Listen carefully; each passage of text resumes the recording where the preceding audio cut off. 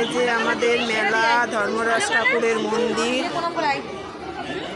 এই যে এই মন্দিরে অঘ্রাণ মাসের শেষ শনিবারে পুজো হয়। এই মন্দির উপলক্ষে এই মেলা বসেছে।